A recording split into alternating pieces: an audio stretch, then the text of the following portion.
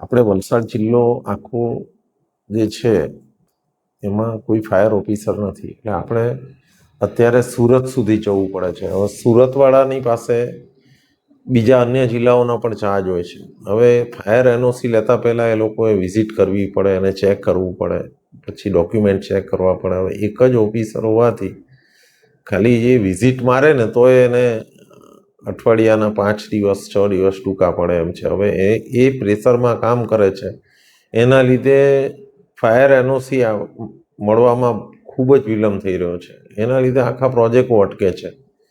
ત્યારબાદ આપણે જ્યારે એનું બીયુ લેવા જઈએ નગરપાલિકાઓમાં, તો ત્યારે પણ આપણને ફાયર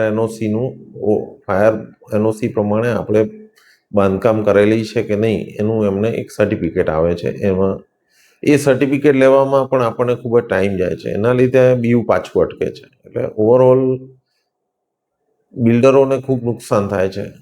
બીજું, જે આપણે વાપી મહાનગરપાલિકા બની અને મૂળ આપણે વાપી જીઆઈડીસી જેમાં ઉદ્યોગો આવેલા છે. હવે ઉદ્યોગોને લગતા આજુબાજુમાં ઇન્ડસ્ટ્રીઓ આવી છે. હવે એ ઇન્ડસ્ટ્રીઓને પણ આ ફાયર એનઓસી લાગુ પડતી હોય છે.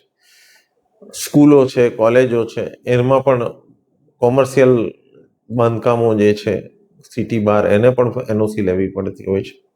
તો આ બધું શક્ય નથી એક જ ઓફિસરથી. એટલે અમે એવું માંગણી કરી છે કે વાપી જિલ્લામાં વાપી તાલુકામાં એક તમે ફાયર ઓફિસર આપો, જે મહાનગરપાલિકાનું સાચવે ને સાથે સાથે આખા જિલ્લો પણ આવરી લેવામાં આવે, તો ફાયર એનઓસી માટે જે અત્યારે સુરત સુધી આપણે જવું પડે છે અને જે હેરાનગતિ છે એ હેરાનગતિ ઓછી થાય એવી અમારી લાગણી છે.